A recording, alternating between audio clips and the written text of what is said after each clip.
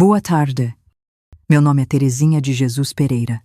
Tenho 78 anos e nasci em 1947 num sítiozinho lá no interior de Goiás. Um lugar que nem existe mais nos mapas de hoje. Se vocês estão assistindo esse vídeo, quero agradecer de coração. Não é fácil para mim, sabe, contar essa história. Mas eu sinto que preciso compartilhar, para que outras pessoas saibam que sempre há esperança, mesmo nos momentos mais escuros. Antes de continuar, peço que vocês curtam esse vídeo e se inscrevam no canal. Para apoiar esse trabalho que é tão importante, e me contem aí nos comentários de onde vocês estão assistindo. Adoro saber que minhas histórias chegam em tantos lugares diferentes. Minha infância começou como a de muitas meninas daquela época. A gente era em 6 irmãos, 4 homens e 2 moças, vivendo numa casinha simples de chão batido, nas terras que meu pai, o seu Tonho, dizia que eram nossas. Mas eu nunca vi um documento para provar. O que a gente tinha era uma vida de trabalho duro, sabe, onde não tinha muito espaço para brincadeira ou para alegria. Pelo menos não para mim. Desde os meus primeiros anos de vida, eu aprendi que existia uma diferença muito grande entre o tratamento dado para os meninos e para as meninas da casa. Meus irmãos podiam correr pelo pasto, nadar no córrego, voltar para casa só quando o sol se puna. Já eu e minha irmã mais velha, a Cira, a gente tinha que ajudar nas tarefas de casa, do amanhecer até o anoitecer. Lavar, passar, cozinhar, limpar, cuidar da horta. E ai de nós se alguma coisa saísse do jeito que a mamãe não gostava, mas não era a mamãe quem castigava a gente. Era o Zeca, meu irmão mais velho, que se achava no direito de ser o homem da casa quando o pai não estava, e o meu pai, que vivia ausente, trabalhando em fazenda vizinha ou passando dias na cidade, deixava bem claro que aprovava essa atitude. Isso mesmo, meu filho, mulher tem que aprender a servir desde pequena, senão vira uma rebelde e ninguém quer. Ele dizia isso com um sorriso orgulhoso. Quando via o Zeca corrigindo a gente, as primeiras lembranças que eu tenho são de ficar agachada no chão da cozinha, sabe, esfregando o fogão a lenha com palha de aço até meus dedos ficarem em carne viva. O Zeca ficava em pé, me olhando, com aquele cinto de couro na mão, pronto para me bater se eu parasse, antes de terminar o serviço. Esfrega isso direito. Sua imprestável, ele mandava, enquanto a mamãe fingia que não via, ocupada com o bordado que ela fazia para vender na feira.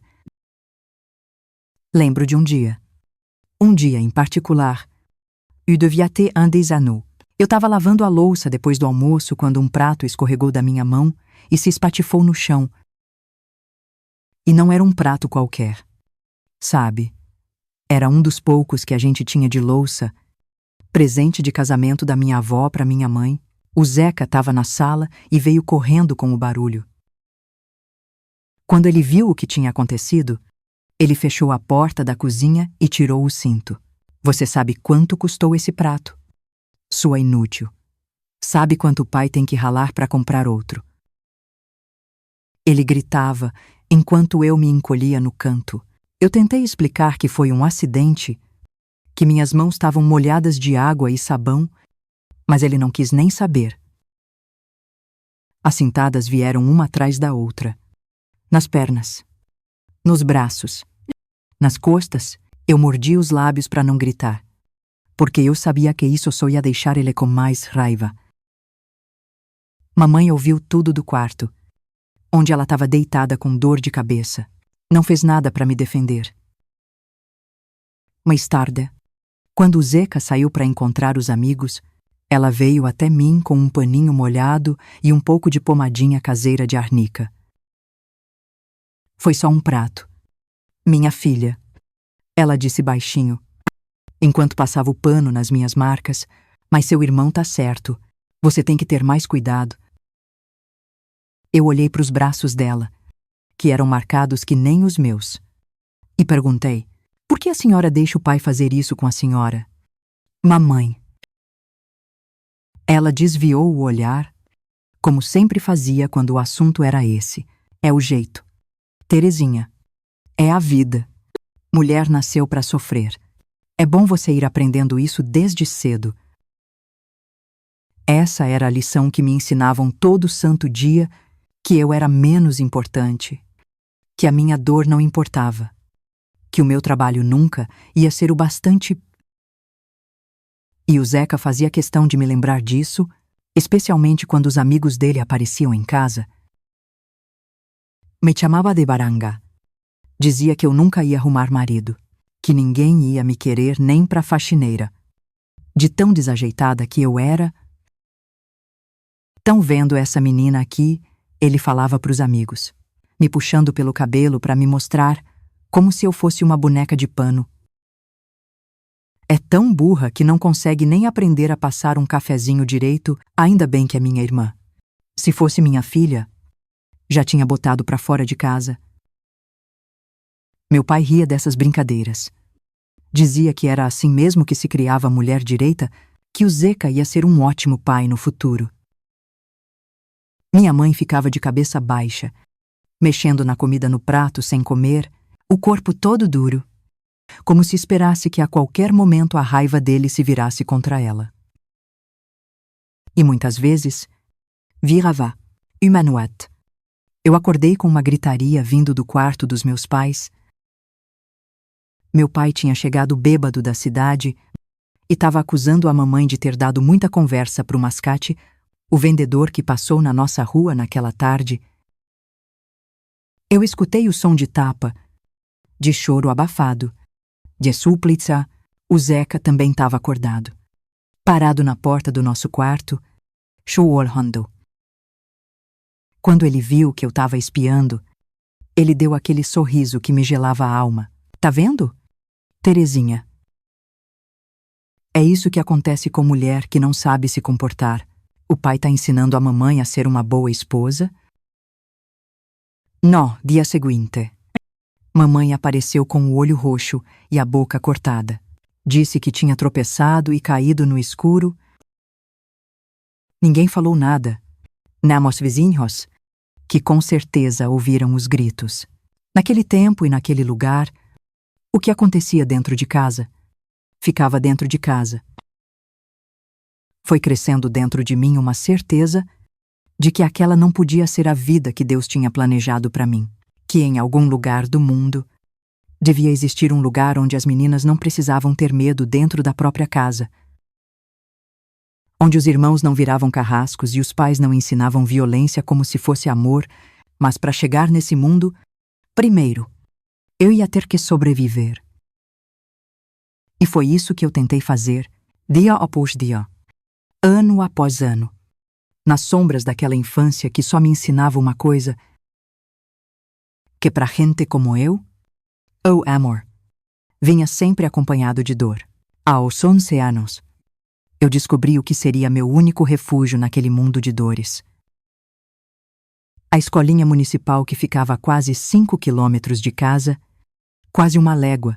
Eu lembro como se fosse hoje, a primeira vez que pisei naquela salinha com cheiro de giz e madeira. Nossa, foi como entrar num universo completamente diferente, onde por algumas horas eu podia ser só a Terezinha. Não a menina problema ou a irmã do Zeca, a professora, Dona Helena, tinha um olhar gentil, diferente de qualquer olhar que eu conhecia em casa. No primeiro dia de aula, quando ela me viu sentada lá no fundo da sala, de manga comprida mesmo naquele calorão de fevereiro, ela se aproximou devagarinho e colocou a mão no meu ombro. Eu não recuei por instinto, como eu fazia com todo mundo, e isso me surpreendeu tanto quanto deve ter surpreendido ela. Você gosta de história, Terezinha? Ela perguntou com uma voz macia, que parecia que não conseguia gritar, nem se quisesse. Eu fiz que sim com a cabeça, sem coragem de falar, Então eu acho que você vai gostar muito da nossa biblioteca. Biblioteca. Era um nome muito chique para aquela estantezinha de madeira, com talvez uns 50 livros, mas para mim, aquilo parecia um tesouro. Naquele mesmo dia, eu voltei para casa com um livrinho fino de contos debaixo do braço. Dona Helena disse que eu podia levar para ler em casa, desde que eu trouxesse de volta na outra semana. Escondi o livro dentro da roupa para o Zeca não ver. Ele odiava quando eu lia qualquer coisa que não fosse o dever de casa. Leitura só enche a cabeça de moça com besteira. Ele dizia, repetindo as palavras do meu pai, de nuit. Depois que todo mundo dormiu, eu acendi um toquinho de vela que eu tinha guardado e li o livro inteirinho, escondida debaixo do cobertor fino, para a luz não entregar meu pequeno ato de rebeldia. As histórias falavam de lugares distantes, de pessoas que viviam vidas que eu nem conseguia imaginar.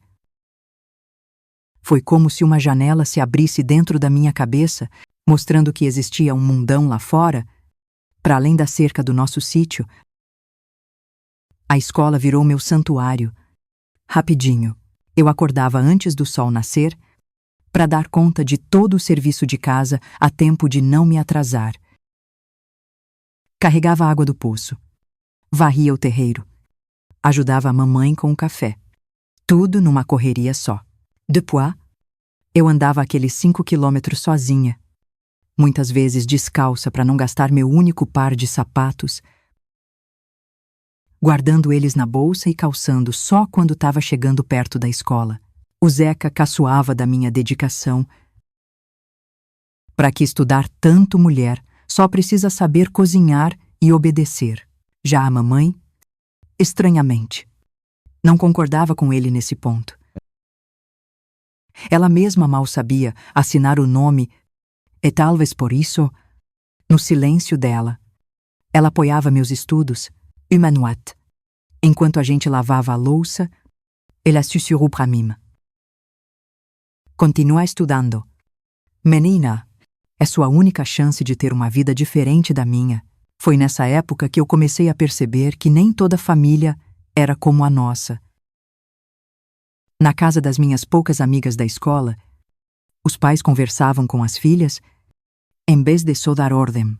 Os irmãos podiam até implicar, mas não tinha aquele medo no ar. Aquela tensão que parecia que nunca ia embora lá de casa.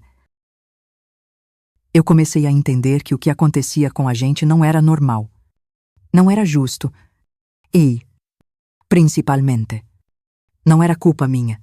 Dona Helena percebeu meu gosto pelos livros e começou a me emprestar mais. Alguns até da casa dela. Você tem um dom, Terezinha? Ela me disse um dia, quando eu fiquei depois da aula para ajudar a arrumar os cadernos. Sua redação sobre o Rio foi a melhor que eu já li de uma aluna da sua idade. Aquela foi a primeira vez na vida que alguém me elogiou por alguma coisa que eu fiz. Eu senti um calorzinho bom no peito, que só depois eu entendi que era orgulho. Mas a escola também trouxe problema. O Zeca não gostava que eu chegasse em casa, cheia de ideia. Como ele dizia, uma tarde, ele me pegou lendo em vez de recolher as roupas do varal antes da chuva. Ele arrancou o livro da minha mão e jogou na poça de lama. Agora vai ter que pagar por ele. Sua burra. Ele me segurou pelos cabelos enquanto eu tentava salvar o livro todo encharcado. Como é que você vai explicar para a professorinha agora? Ain. Vai dizer que a irmãzinha preferida do Zeca é uma irresponsável e eu chorei a noite inteira, pensando em como eu ia encarar a Dona Helena. O livro estava estragado e eu não tinha um tostão furado para comprar outro. Na manhã seguinte, eu fui para a escola com o estômago revirado de medo. Quando finalmente eu criei coragem para mostrar o estrago, esperando levar uma bronca, ou até ser expulsar, uma coisa inesperada aconteceu. Dona Helena olhou para o livro, depois para os roxos no meu braço, que eu tinha tentado esconder, e os olhos dela se encheram de lágrimas. Em vez de me dar um castigo, ela me deu um abraço. Foi um abraço diferente de todos que eu já tinha recebido. Não era o abraço rápido e sem graça da mamãe, nem o abraço falso que o Zeca dava na frente das visitas, para fingir que a gente era uma família normal. Era um abraço de verdade, quedizia, sem precisar de palavra. Que eu era importante. Não se preocupa com o livro. Querida, livros a gente consegue outros. Você, não. Foi nesse momento que alguma coisa mudou dentro de mim. Uma sementinha de coragem começou a brotar. Percebi que podia existir um futuro diferente para mim, que a vida que eu levava não era a única possível. Eu passei a estudar com mais vontade ainda, escondendo meus cadernos e livros em lugares que o Zeca nunca ia pensar em procurar, debaixo de uma tábua solta no assoalho, dentro do forro de um casaco velho pendurado no fundo do guarda-roupa e até enterrado num pote de barro no quintal. Aos 13 anos, quando muitas meninas da minha idade já estavam sendo preparadas para o casamento, Dona Helena me chamou para uma conversa que mudou a minha vida. Ela tinha visto meu esforço e achava que eu devia continuar os estudos, ir além do primário. Existe uma escola de magistério na cidade grande para formar professoras. Ela me explicou. Eles aceitam algumas alunas com bolsa de estudos. Você ia precisar morar lá. Mas eles ensinam tudo para se tornar uma professora. Como eu. A chance de ser daquela casa, de ter uma profissão, de ser como a Dona Helena. Nossa, era um sonho tão grande que nem cabia no meu coração de menina. Mas tinha um problema gigante: convencer meu pai e o Zeca a me deixarem ir. Mamãe foi minha aliada silenciosa nessa batalha. Deixa a menina tentar. Tonho, ela disse pro meu pai, numa rara demonstração de coragem. Não vai custar nada pra gente. E se ela não se der bem, ela volta pra casa. Pra minha surpresa, foi o Zeca quem mais se opôs. Se essa menina for pra cidade, ela nunca mais volta. Aí quem é que vai cuidar da casa quando a mãe não puder mais? Quem vai servir a comida quando meus amigos vierem? Eu percebi naquele momento que o que incomodava o meu irmão não era perder minha ajuda nas tarefas de casa, era perder o poder que ele tinha sobre mim. A discussão durou semanas. Meu pai estava em cima do muro. Por um lado, ele ia se orgulhar de dizer que tinha uma filha professora. Por outro, concordava com o Zeca, que mulher com muito estudo só dava problema. O que acabou decidindo a parada foi o dinheiro, a ideia de não ter mais que me sustentar e talvez até receber uma ajudinha minha no futuro. Acabou convencendo ele. Com 14 anos, eu arrumei minha trouxinha de roupa e parti para a cidade grande. Com uma carta de recomendação da Dona Helena no bolso e o coração dividido entre o medo do desconhecido e a esperança de uma vida nova, mamãe me abraçou na estação de trem com uma força que ela nunca tinha feito antes. Vai, minha filha, e não olha para trás. Ela sussurrou no meu ouvido, faz o que eu não tive coragem de fazer. Aquela menina magricela e assustada que subiu no trem naquela manhã de março de 1961 não fazia a menor ideia do que esperava por ela. Só sabia que, pela primeira vez na vida, eu estava tomando uma decisão por mim mesma, e mesmo com todo o medo, aquela sensação de liberdade era a coisa mais doce que eu já tinha provado. Cheguei em Goiânia com os olhos arregalados, que nem bezerro desmamado. Eu nunca tinha visto tanto prédio, tanta gente, tanto carro. Tudo parecia gigante, barulhento e assustador para uma menina da roça. Na rodoviária, eu fiquei parada com a minha trouxinha de roupa debaixo do braço, sem saber para onde ir, até que uma senhora da escola de magistério me encontrou, Dona Yara, uma mulher de cabelos brancos e óculos na ponta do nariz, Ia ser minha supervisora no internato. Terezinha Pereira, estávamos esperando por você. Venha. O carro da escola está aguardando. Eu entrei no carro preto, brilhando, sentindo como se estivesse sonhando. Na minha cabeça, eu só pensava que o Zeca nunca ia acreditar se eu contasse que andei de carro de verdade. O internato para moças era um prédio enorme, de 3 andares, com janelas altas e um jardim bem cuidado. Fui levada para um dormitório onde outras 5 meninas já estavam. Minha cama ficava perto da janela e tinha um baúzinho nos pés para guardar minhas coisas, que cabiam com folga, de tão poucas que eram. Minha colega de beliche, a Bruna, era filha de comerciantes de Goiânia e parecia saber tudo sobre a vida na cidade. Na primeira noite, enquanto eu desembrulhava meu único vestido de sair, todo amassado da viagem, ela me olhou com uma mistura de curiosidade e pena. De onde você vem? Terezinha, de Tsurego Fundo.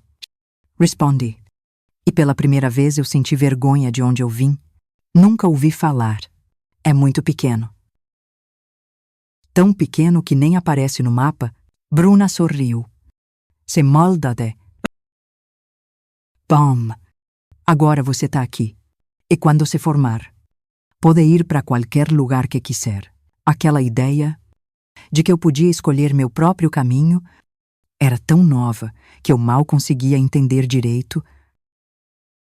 Por 16 anos, minha vida tinha sido decidida pelos outros. Agora, de repente, o futuro parecia uma estrada aberta. Os primeiros meses foram difíceis. Eu estava anos atrasada em algumas matérias. Em comparação com as outras meninas, meu sotaque carregado do interior, caipira, provocava risadinhas nas aulas. Minhas roupas simples e remendadas não combinavam com os uniformes bem passados das colegas. Mais de uma vez, eu chorei escondida no banheiro, achando que tinha cometido um erro, que eu não pertencia àquele lugar. Mas tinha uma vozinha dentro de mim, teimosa que sou ela, que insistia, é melhor sofrer aqui do que voltar para casa. E então eu secava as lágrimas, abria os livros e estudava até meus olhos arderem. A diretora da escola, Dona Clara, era uma mulher brava, mas justa. Dia, ela me chamou na sala dela depois de ver minhas notas do primeiro semestre. Senhorita Pereira, estou impressionada com seu progresso. Apesar das suas limitações iniciais, suas notas estão entre as melhores da turma. Obrigada, senhora. Eu continuei de cabeça baixa, como tinha aprendido em casa. Olhe para mim quando eu falo com você. Menina, eu levantei os olhos esperando ver raiva, mas encontrei só firmeza no olhar dela. Você vai ser uma excelente professora. Um dia, mas para isso, e precisa aprender a se valorizar. Ninguém respeita quem não se respeita. Aquelas palavras ficaram gravadas em mim. Comecei a trabalhar não só nas matérias da escola, mas em mim mesma. Eu observava como as outras meninas andavam, como falavam, como se vestiam. Não para copiar, sabe, mas para entender que tinha outros jeitos de ser mulher, além daquele que eu conhecia em casa, para ajudar com as despesas. Arrumei um trabalho de meio período como auxiliar na biblioteca da escola. Nossa, era o paraíso para mim. Ficar rodeada de livros, poder ler nas horas vagas, aprender a organizar e catalogar tudo. A bibliotecária, Dona Sônia, virou minha mentora e amiga. Foi ela quem me apresentou as escritoras que mudaram a minha vida. Livros de Clarice Lispector, Cecília Meirelles, Rachel de Queiroz. Veja, Terezinha, essas são mulheres que escrevem sobre mulheres. Ela me explicou. Não como os homens nos veem, mas como a gente realmente é. M1964. Quando eu tinha 17 anos, recebi a primeira carta de casa desde que eu saí de lá. Era da mamãe, escrita com uma letra tremida e cheia de erro. Ela deve ter pedido para algum vizinho escrever. Dizia que o pai tinha morrido de um ataque do coração enquanto estava na roça. O Zeca tinha assumido o sítio e estava exigindo que eu voltasse para ajudar com a casa. Passei noites sem dormir, dividida entre o dever com a família e o sonho de me formar. Dona Clara, percebendo minha agonia, me chamou de novo. Sua mãe tem outros filhos para ajudar. Sim, somos 6, e você é a única que está estudando para ter uma profissão. Sim, senhora, então sua obrigação é terminar seus estudos. Esse é o melhor jeito de ajudar sua família no futuro. Eu respondi pro Zeca como uma carta respeitosa. Mas firme. Disse que voltaria para visitar, mas só depois de formada. Eu nunca recebi resposta. Naquele mesmo ano, eu conheci o Ricardo, um estudante de engenharia que frequentava a biblioteca pública onde eu trabalhava aos sábados. Ele era diferente de qualquer rapaz que eu já tinha conhecido, educado, gentil, e se interessava no que eu pensava. Nas nossas conversas sobre livros e sobre a vida, eu nunca me senti diminuída ou calada. Nossa amizade cresceu devagarinho, com o cuidado de duas pessoas que têm seus próprios sonhos e não querem atropelar os do outro. Ricardo respeitava minha decisão de me formar e eu admirava a paixão que ele tinha por construir pontes e estradas que ligavam as pessoas. M1965. Aos 18 anos, eu já era uma pessoa completamente diferente daquela menina assustada que chegou na cidade. Eu tinha amigas. Participava do jornal da escola. Dava aula particular para as crianças do bairro. Pela primeira vez na vida, eu não me sentia um fardo ou um problema. Eu era alguém com valor, alguém que podia contribuir para o mundo. Foi nesse período que recebi a notícia: mamãe estava muito doente. Pneumonia, dizia a carta do médico lá do vilarejo. O Zeca tinha acrescentado umas linhas, me acusando. Se você estivesse aqui para cuidar dela como devia, talvez ela não tivesse piorado tanto. Dessa vez, eu não hesitei. Pedi licença na escola e peguei o ônibus de volta para Córrego Fundo. O ônibus parecia fazer o caminho contrário da minha vida. Cada quilômetro me levava de volta para o que eu tinha sido, não para o que eu tinha me tornado. A casa parecia menor do que eu lembrava, mais escura, mais sufocante. O Zeca estava na varanda quando eu cheguei, os mesmos olhos duros. Agora, num rosto mais velho e marcado, ele não me abraçou. Só fez um gesto com a cabeça. Até que enfim lembrou que tem família, eu engoli a resposta atravessada que veio na minha garganta. Eu não tinha voltado para brigar, mas para ver a mamãe. Encontrei ela na mesma cama onde eu nasci, magra que nem um graveto, os olhos fundos brilhando de febre. Quando ela me viu, um sorriso fraco iluminou seu rosto cansado. Minha filha professora. Ela sussurrou, estendendo a mão para tocar meu rosto. Você conseguiu. Passei 2 semanas cuidando dela, usando o que eu tinha aprendido de enfermagem básica na escola. De nuit, eu lia para ela os livros que eu trouxe. Histórias de mulheres fortes que enfrentavam o mundo com coragem. Não sei se ela entendia tudo, mas os olhos dela brilhavam com cada palavra. O Zeca não facilitava as coisas, criticava tudo que eu fazia sobre os cuidados com a mamãe, questionava meus estudos da cidade como se fossem inúteis, fazia questão de me lembrar que eu tinha abandonado a família. Uma noite, quando eu saí do quarto da mamãe, depois de finalmente conseguir fazer ela dormir, ele me esperava na cozinha, Tinha uma garrafa de cachaça pela metade na mesa, e aquele olhar que eu conhecia bem dos tempos de criança.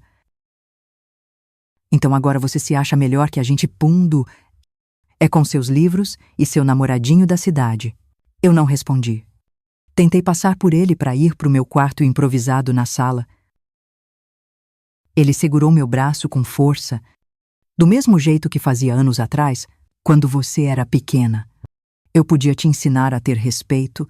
Parece que você esqueceu tudo que eu te ensinei. Foi aí que eu percebi, eu não tinha mais medo dele. Aqueles anos longe não me deram só estudo. Me deram força também. Eu puxei meu braço com um movimento firme e olhei direto nos olhos dele, uma coisa que eu nunca teria feito antes. Não, Tseka, eu só aprendi coisas que você nunca poderia me ensinar. Deixei ele de boca aberta na cozinha e fui dormir. Na manhã seguinte, Yelemar falou comigo. Mas pela primeira vez, aquilo não me incomodou. O poder que ele tinha sobre mim só existia enquanto eu permitia. Depois de 2 semanas, mamãe estava melhor. Fora de perigo, na véspera de eu ir embora, ela segurou minha mão, enquanto a gente conversava sozinhas. Tenho orgulho de você. Minha filha, de quem você se tornou, vem comigo para a cidade. Mamãe, eu posso cuidar da senhora lá. Ela sorriu com tristeza. Meu lugar é aqui. Terezinha, sempre foi. Mas o seu? Não, nunca foi. Eu voltei para a escola com um coração mais leve. Apesar da despedida difícil, nos meses seguintes, a gente trocou carta direto. As primeiras cartas de verdade entre nós, nelas. Mamãe me contava da vida na roça, e eu falava dos meus estudos. Sobre o Ricardo, sobre os planos pro futuro. Em dezembro de 1966, aos 19 anos, eu recebi meu diploma de professora. No dia da formatura, eu procurei um rosto conhecido na plateia, sabendo que não ia encontrar ninguém, mas eu estava enganada. Lá na última fileira, usando seu melhor vestido e um chapéu emprestado, estava a mamãe. Ao lado dela, sorrindo meio tímido, estava o Ricardo. Você é o Ricardo. Eu sou o Ricardo. Ao lado dela, sorrindo meio tímido, estava o Ricardo, que eu tinha falado nas cartas, mas nunca apresentado oficialmente. De algum jeito, eles se encontraram na rodoviária e vieram juntos. Aquele momento, quando eu andei pelo palco para receber meu diploma, não era só uma conquista minha. Era o começo de uma nova história para as mulheres da minha família, uma história onde o estudo, e não o sofrimento, seria o nosso legado. Em janeiro de 1967, com meu diploma de professora nas mãos, eu enfrentei a decisão mais difícil da minha vida. Até então, o Ricardo tinha me pedido em casamento no mesmo dia da formatura, num banco de praça perto da escola, sem anel nem joelho no chão. Só com palavras sinceras de um homem que respeitava meus sonhos tanto quanto os dele. A gente pode construir uma vida juntos em São Paulo, ele disse. Consegui um emprego numa construtora grande. Você pode dar aula lá. O futuro que ele desenhava com as palavras parecia um sonho bom demais para ser verdade. Uma casa nossa. Filhos que iam crescer sem medo, uma vida de companheirismo e respeito. Tudo que eu nunca tive e sempre quis, mas algo dentro de mim resistia a seguir esse caminho, por mais que fosse tentador. Durante as semanas que eu passei cuidando da mamãe, uma ideia tinha começado a nascer na minha cabeça. Um propósito maior, que ia além da minha própria felicidade. Eu preciso voltar para Córrego Fundo primeiro. Eu expliquei pro Ricardo. Tem crianças lá que nunca vão ter a chance de sair, como eu tive. Eu preciso ser para elas o que a dona Helena foi para mim. O Ricardo não tentou me convencer do contrário. Ele só segurou minhas mãos e prometeu esperar o tempo que fosse preciso. Não. 5. 10. Não importa. Algumas pessoas valem a pena a gente esperar. Com a bênção dele e a promessa de cartas toda semana, eu voltei para minha terra. Não mais como a menina assustada que fugiu para estudar, mas como a professora Terezinha, decidida a fazer a diferença. A escolinha onde eu estudei tinha perdido a dona Helena, que se aposentou e foi morar com a filha na capital. O prefeito, surpreso com a minha volta, não pensou 2 vezes em me oferecer a vaga. Finalmente alguém com estudo de verdade naquela escolinha, ele comentou, como se estivesse me fazendo um grande favor. Eu aceitei o emprego com um salário mínimo e uma missão pessoal que ia muito além de ensinar o abecedário e as continhas. Eu queria abrir janelas na cabeça daquelas crianças, mostrar que existia um mundo além da cerca das fazendas, além dos papéis que seus pais e avós viveram por gerações, mas antes de começar oficialmente como professora, eu tinha uma visita importante para fazer. Eu andei pela estrada de terra até o nosso sítio, sentindo cada pedra e cada curva do caminho como velhas conhecidas. A casa continuava a mesma, talvez um pouco mais caída. Com aquele ar de cansaço que casa velha tem. O Zeca estava consertando uma cerca quando me viu. Seu rosto ficou duro, como sempre acontecia quando eu estava por perto, mas tinha algo diferente agora. Uma pitada de incerteza, talvez até um respeito forçado, voltou para ficar ou tá só de passagem. Ele perguntou: Seco, vim dar aula na escola. E eu respondi: uma voz firme. E vim ver a mamãe. Ele fez um gesto para dentro da casa. Ela tá lá dentro. Vai gostar de te ver. Mamãe estava na cozinha, fazendo o almoço. Quando me viu na porta, os olhos dela brilharam como 2 estrelas. O abraço que a gente deu foi longo, cheio de coisas não ditas. Você tá morando onde? Ela perguntou depois. Aluguei um quartinho nos fundos da venda do seu Zé. É pequeno, mas ele empenhou. Podia ficar aqui. Ela sugeriu, com um olhar de esperança. Eu balancei a cabeça devagar. Não posso. Mamãe. Eu preciso do meu próprio canto agora. Ela entendeu, sem eu precisar explicar mais nada. Ela se casou muito nova. Nunca teve um lugar que fosse dela de verdade. Não queria isso para mim. Nos meses seguintes, eu mergulhei no trabalho. Com uma dedicação que surpreendeu até a mim mesma. A escolinha era bem precária. Carteiras quebradas. Livros velhos. O teto gotejava quando chovia forte. Mas para mim, era um palco, onde eu podia viver o papel mais importante da minha vida. Logo eu percebi que muitas das meninas faltavam muito às aulas. Quando eu perguntava o porquê, a desculpa era sempre a mesma. Tive que ajudar em casa. Meu pai disse que estudo não é para menina. Comecei a visitar as famílias dessas alunas depois do horário. Conversando com os pais, explicando a importância da educação, muitos me recebiam com desconfiança. Alguns até com raiva. A senhora vem da cidade grande ensinar a gente a criar nossas filhas.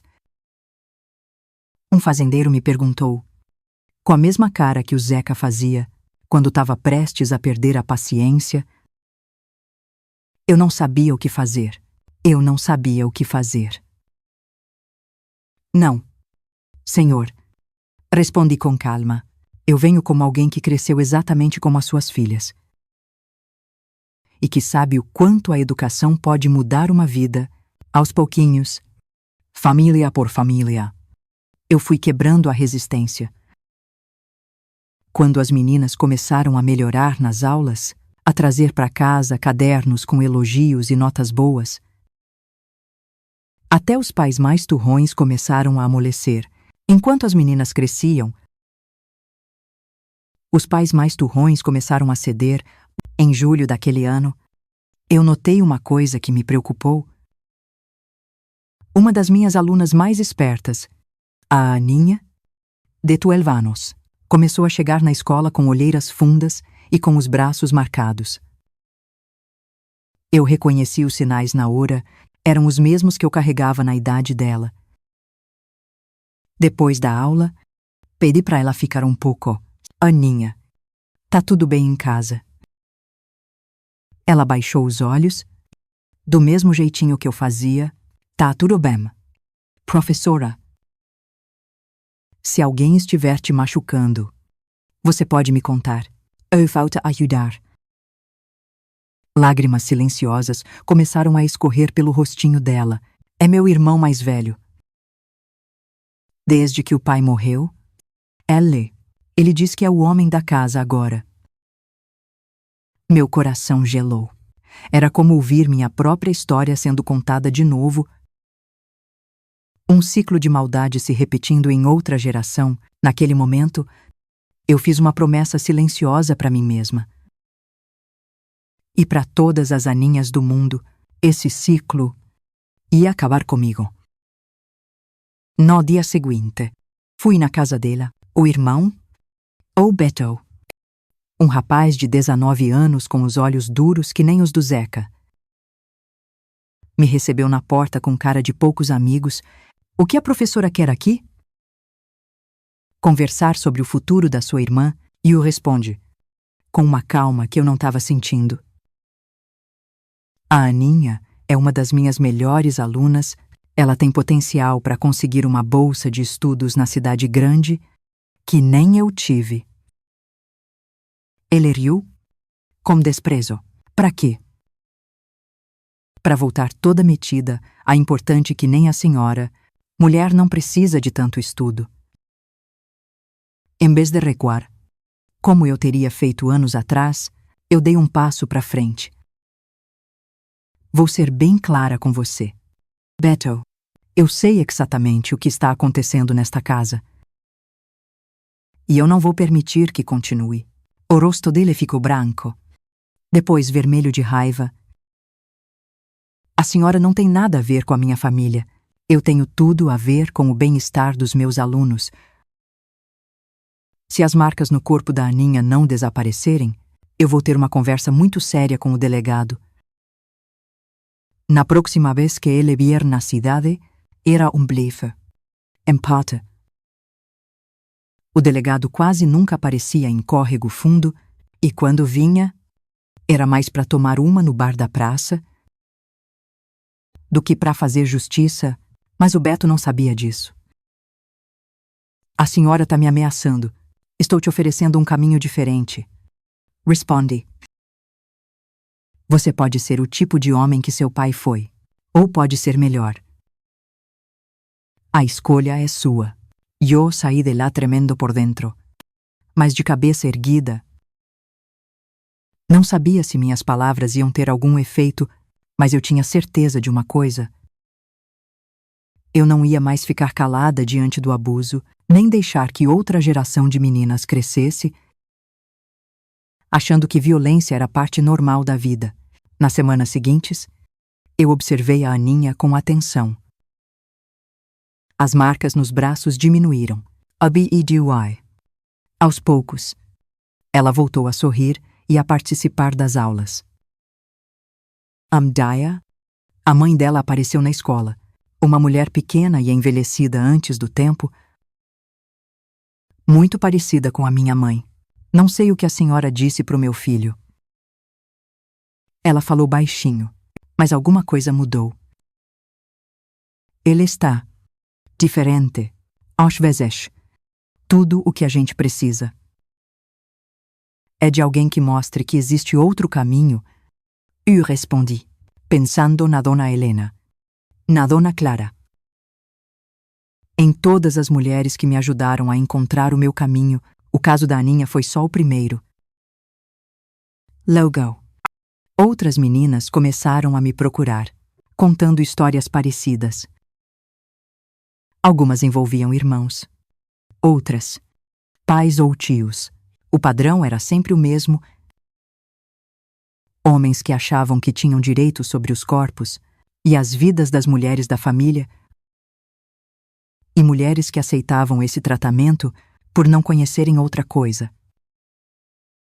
Em outubro de 1967, eu usei meu próprio salário para comprar livros sobre direitos das mulheres e comecei uma pequena biblioteca na escola. Organizei umas reuniões de noite para as mães e as filhas, onde a gente lia juntas e conversava sobre o que era ser mulher. Num mundo feito por e para os homens. No começo, só umas 3 ou 4 mulheres apareciam, sentadas, tímidas, nos cantos da sala. Com o tempo, o grupo cresceu. Mulheres que mal sabiam ler vinham para ouvir, para contar suas histórias e encontrar na união a força que faltava sozinhas. O Zeca ficou sabendo dessas reuniões. Claro. Num lugar pequeno como o nosso, segredo tem perna curta. Humanoat. Ele apareceu na porta da escola, bêbado e furioso. Então é isso que você voltou para fazer: encher a cabeça das mulheres com besteira. Virar as esposas contra os maridos, e eu enfrentei eles sem medo. Consciente das mulheres me olhando, lá atrás. Não. Zeca. Eu vim ensinar que ninguém merece viver com medo dentro da própria casa, nem mesmo você. Você sempre foi o problema naquela casa. Ele cuspiu as palavras. Sempre se achando melhor que todo mundo. Melhor. Não. Eu corrigi. Apenas merecedora de respeito. Como qualquer pessoa. Ele levantou a mão. Aquele gesto familiar que tinha marcado minha infância, por um instante. Eu vi o menino assustado por trás do homem violento. Um menino que também tinha sido vítima do nosso pai, que nunca conheceu outro jeito de ser homem. Você pode me bater aqui, na frente de todas essas testemunhas, oi falai, zum como. Ou você pode ir para casa e pensar no tipo de homem que você realmente quer ser, para minha surpresa, e talvez para dele também. A mão dele baixou devagar, sem dizer mais nada. Ele virou as costas e saiu cambaleando na escuridão. Aquele confronto mudou alguma coisa fundamental entre nós. A gente não virou amigo, nem nada, mas nasceu um respeito ali, mesmo que forçado. O Zeca parou de tentar me intimidar às vezes. Quando eu ia visitar a mamãe, ele até perguntava da escola, das alunas que tinham conseguido bolsa para estudar na cidade. Em março de 1968, eu recebi uma carta do Ricardo, dizendo que ele tinha sido transferido para uma cidade a só 2 horas de Córrego Fundo. Não consigo esperar mais. E ela escreveu: se você não pode deixar suas meninas, então eu chego mais perto de você. A gente se casou numa cerimônia simples na igrejinha da cidade. Mamãe chorou de alegria. O Zeca foi, sóbrio e sem jeito, no seu único terno, mas foi. O Ricardo comprou uma moto para poder vir do trabalho dele para nossa casinha. Nos fins de semana, nossa vida não era normal para os padrões da época. Uma professora da roça, casada com um engenheiro da cidade, cada um com seu trabalho, sua missão. Mas funcionava pra gente. O Ricardo entendia que a minha luta em Córrego Fundo era maior que nós dois. Em dezembro daquele ano, eu organizei a primeira formatura oficial da escola, com certificados impressos que eu encomendei da cidade grande. Para muitas daquelas crianças, Aquele seria o único diploma que elas iam receber na vida? Eu fiz questão que a cerimônia fosse especial, com discursos, música e um lanchinho. No final, uma fila de mães se formou para falar comigo. Uma delas, a Dona Maria, segurou minhas mãos. Entre as mãos dela, calejadas de tanto trabalho, antes da senhora chegar, ela disse: "Soma vos emborgada." Eu achava que a única coisa que eu podia deixar para minha filha era ensinar ela a aguentar a vida sem reclamar muito. Agora eu sei que posso deixar algo melhor, a certeza de que ela merece mais do que só aguentar.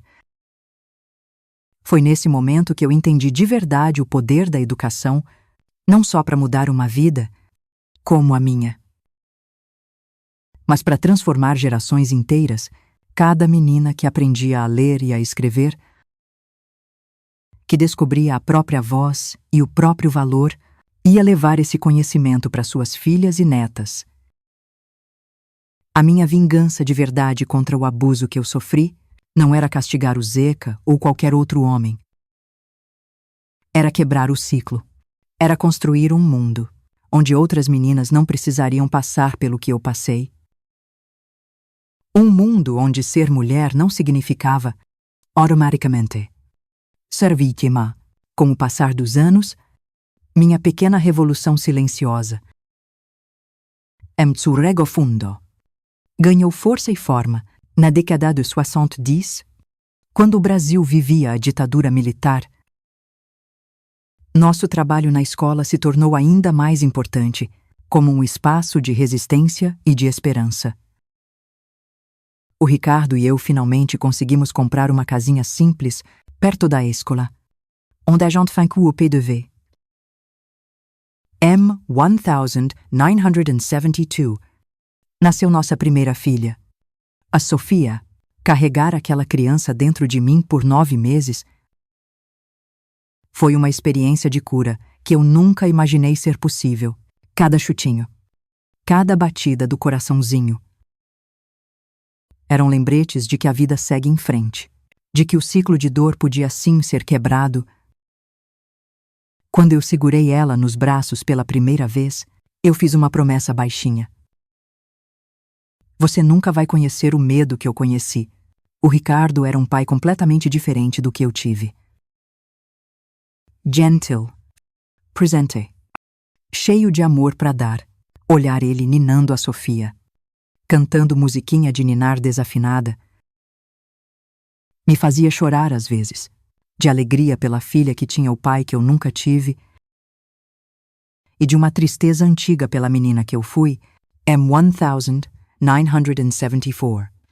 A gente teve nosso segundo filho, o Lucas. Eu escolhi esse nome não em homenagem ao meu pai, mas como um jeito de dar um novo significado para um nome que carregava tanta memória dolorosa. Este Tonho, o meu Tonho, cresceria para ser um homem diferente.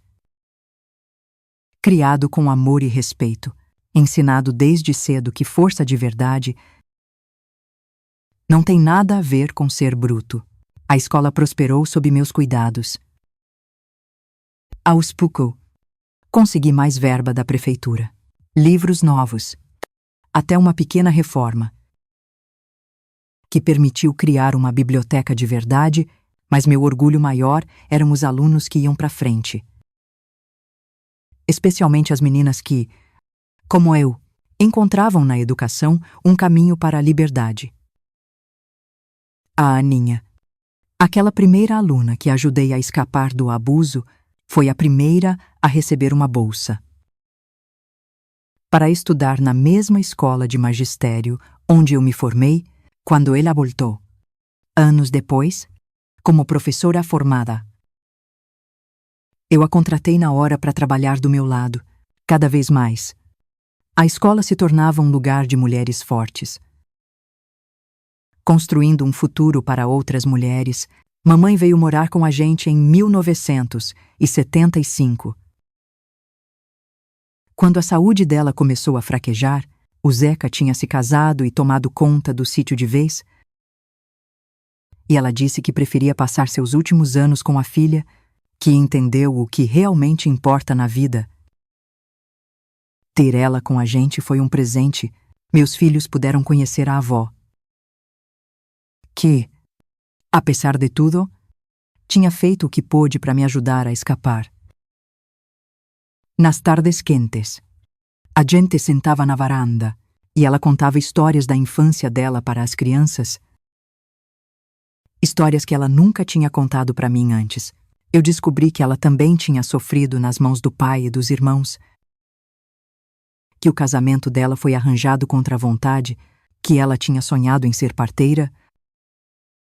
Antes de se tornar só a mulher do Tonho, se eu tivesse tido uma professora como você, Terezinha. Ela me disse um dia, quem sabe minha vida teria sido diferente. A senhora fez o melhor que pôde com o que tinha. Mamãe, aí eu respondi, segurando as mãos enrugadas dela. E foi o suficiente para me dar uma chance. M1979. A gente enfrentou nossa primeira grande crise. O novo prefeito, amigo do peito do Zeca, decidiu que a escola precisava de uma direção mais tradicional. Fui chamada na prefeitura para uma conversa, onde eles deixaram bem claro qual era o problema. Minhas aulas estavam enchendo a cabeça das mulheres com ideias perigosas. Que ideias seriam essas? Eu perguntei, mantendo a calma, que elas merecem respeito, que podem sonhar com uma vida além de serem só esposas e mães, que o corpo delas pertence a elas e a mais ninguém. Ora, professora Terezinha, o prefeito respondeu com um sorriso falso. A senhora sabe que essas modernidades só trazem confusão para nossa comunidade tão pacata. Já temos casos de moças que não querem mais casar, de esposas que andam questionando os maridos. Eu fiquei em silêncio por um momento, só absorvendo a confirmação de que nosso trabalho estava mesmo provocando mudanças. Senhor prefeito, eu respondi. Por fim, o senhor pode me tirar da direção da escola, mas vai ter que explicar isso para as mais de 50 mães que já assinaram um abaixo-assinado para que eu continue, para os alunos que melhoraram tanto nas provas do Estado e para o Jornal da Capital, que está preparando uma reportagem sobre o nosso trabalho aqui. Era um blefe. De novo, não tinha reportagem nenhuma. Mas eu aprendi com os anos que homens como ele têm mais medo da vergonha pública do que de qualquer outra coisa. A ameaça de me mandarem embora nunca se concretizou. Pelo contrário, nos anos seguintes, eu recebi a notícia de que a nossa escola tinha sido escolhida como modelo para um programa estadual de educação rural. As modernidades que tanto assustavam alguns estavam, na verdade, colocando o córrego fundo no mapa pela primeira vez. M1982. Aconteceu uma coisa que eu nunca imaginei. O Zeca adoeceu gravemente. Um câncer no pulmão que se espalhou rápido. Quando eu soube, meu primeiro sentimento foi de indiferença. Ele que fez a cama dele. Pensei, agora cuidei nela. Mas a mamãe, com aquela sabedoria simples dela, me fez ver as coisas de outro jeito. O perdão não é para ele. Minha filha. E para você mesma. Fui visitá-lo no hospital da cidade vizinha, onde ele estava internado. Encontrei um homem muito diferente daquele que atormentou minha infância, magro, frágil, com os olhos fundos pela doença. Quando ele me viu, algo passou pelo rosto dele. Vergonha. Arrependimento. Não sei dizer. Não pensei que você viria. E ele disse, sua voz russa, nem eu. Respondi, sendo honesta. Ficamos em silêncio por uns minutos. O peso de décadas de mágoa entre nós. Sabe? Ele começou, meio sem jeito. Quando você era pequena e eu fazia aquelas coisas, eu achava que estava te ensinando a ser forte. Era o que o pai dizia que um irmão mais velho tinha que fazer. Isso não era força. Seika. Era crueldade. Ele fechou os olhos por um momento. Eu sei disso agora. Vendo minhas próprias filhas crescerem, eu percebo o quanto eu estava errado. Não foi um pedido de desculpas, não com todas as letras, mas vindo do Zeca, era o mais perto que a gente ia chegar disso. Eu respirai fundo, deixando que décadas de raiva começassem, lentamente, a ir embora. Suas filhas estão bem? Eu perguntei, percebendo que eu quase não conhecia minhas sobrinhas. Um sorriso fraco apareceu no rosto cansado dele. A mais velha, a Larissa, tá na faculdade em Goiânia. Vai ser advogada. A ironia da vida. O homem que tentou impedir meus estudos agora se orgulhava da filha universitária. Talvez, de algum jeito torto, minha luta tivesse beneficiado até mesmo a família dele. O Zeca faleceu 2 semanas depois, no enterro. As filhas dele vieram me abraçar, me chamando de tia Terezinha. A professora, eu percebi que, mesmo sem contato, minha existência tinha significado algo para elas. Exemplo, talvez, de que uma mulher podia ser mais do que os homens da família permitiam. Os anos 80 trouxeram muitas mudanças para o Brasil e para a nossa pequena comunidade, a abertura política, as diretas já. Uma nova Constituição que finalmente reconhecia as mulheres como cidadãs de verdade. Fundo. Essas mudanças chegavam devagar, mas chegavam. 1985. A gente inaugurou o primeiro centro da mulher da região, um espaço do lado da escola, onde a gente oferecia cursos para arrumar um trabalho, ajuda com advogado, e um grupo de apoio para vítimas de violência. O que começou com minhas reuniões de leitura tinha virado uma instituição de verdade que recebia apoio até de fora do país. O Ricardo, sempre meu maior parceiro, usou os contatos dele na construtora para conseguir a doação do material de construção. Juntos, nós construímos um prédio simples, mas decente, com salas claras e arejadas, muito diferente do porão escuro, onde eu comecei aquelas primeiras reuniões.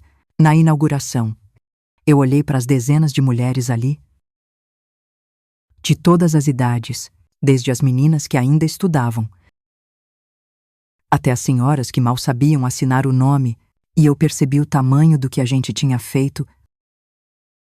Não era só um prédio ou um programa, era uma revolução silenciosa, que tinha transformado uma comunidade inteira. Mamãe não chegou a ver essa conquista. Ela faleceu em paz. 1983, sentada na sua cadeira de balanço na nossa varanda, vendo as crianças brincarem no quintal. Suas últimas palavras para mim foram: "Você quebrou a corrente. Minha filha, era tudo o que eu queria e nunca pude fazer." A Sofia, minha filha mais velha, seguiu meus passos na educação, se formando professora e depois fazendo faculdade de pedagogia, algo que eu nunca tive a chance de fazer. O Lucas escolheu engenharia, como pai, mas se especializou em construir escolas na roça, ver meus filhos seguindo seus próprios caminhos, livres do peso do passado que eu carreguei. Era a maior recompensa que eu podia querer. 1991. Aos 44 anos, eu recebi o maior reconhecimento da minha carreira, o Prêmio Nacional de Educação Rural. A cerimônia foi em Brasília e pela primeira vez na vida eu viajei de avião. O Ricardo, a Sofia e o Lucas estavam comigo, aplaudindo quando eu subi no palco para receber o prêmio. No meu discurso de agradecimento, eu não falei de mim, mas de todas as Terezinhas, Marias e Aninhas, que vieram antes e depois de mim. Falei de como a educação não é só um direito, mas uma ferramenta de libertação, especialmente para as mulheres, que foram convencidas de que não tinham direito a sonhar. Cada vez que uma menina aprende a ler, eu disse no microfone, com a voz embargada de emoção, um universo inteiro de possibilidades se abre cada vez que uma mulher descobre que merece respeito. Uma geração inteira é transformada. Ho-Jae. Aos 78 anos, eu olho para trás e vejo o caminho completo da minha vida. Da menina apavorada que tremia, ao som dos passos do irmão no corredor, a educadora reconhecida nacionalmente, da criança que escondia livros debaixo do colchão, a mulher que construiu uma biblioteca comunitária, de alguém que acreditava que merecia apanhar, a avó de 5 netos que crescem, sabendo que são amados sem condição nenhuma. Se você me perguntasse, quando eu tinha 10 anos, se eu perdoaria um dia quem me machucou, eu teria dito que não. Que jamais esqueceria ou perdoaria e, de certa forma, eu não esqueci. As cicatrizes ainda estão aqui, invisíveis para os outros, mas sempre presentes para mim. Mas eu aprendi que a melhor vingança não é devolver a violência ou cultivar o ódio. É quebrar o ciclo, é construir algo novo e belo sobre as ruínas. Do que tentaram fazer de você é transformar o seu próprio sofrimento em combustível para mudar o mundo, nem que seja só o pequeno mundo ao seu redor. Minha história não é a única. Em cada cidade, em cada vilarejo deste país, existem mulheres carregando fardos parecidos, lutando suas próprias batalhas silenciosas. Se a minha vida servir de exemplo para alguma delas, se der coragem para uma única menina dizer, não, eu mereço mais do que isso, então, cada lágrima que eu derramei terá valido a pena. Porque, no final, o que importa não é o quanto a gente sofreu, mas o que a gente faz com esse sofrimento. Se a gente usa para se fechar ou para se abrir, para continuar a dor ou para conquistar o amor. Para aceitar o mundo como ele é, ou para transformá-lo no mundo que deveria ser. E se vocês, que estão me assistindo agora, carregam suas próprias cicatrizes, saibam de uma coisa, vocês não estão sozinhos. Sua dor é real, mas ela não é o seu destino final.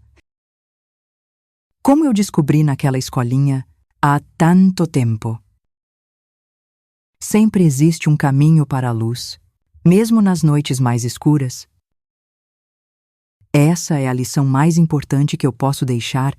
A verdadeira superação não vem de esquecer o passado, mas de transformá-lo em um futuro melhor, não apenas para nós mesmos, mas para todos aqueles que virão depois de nós.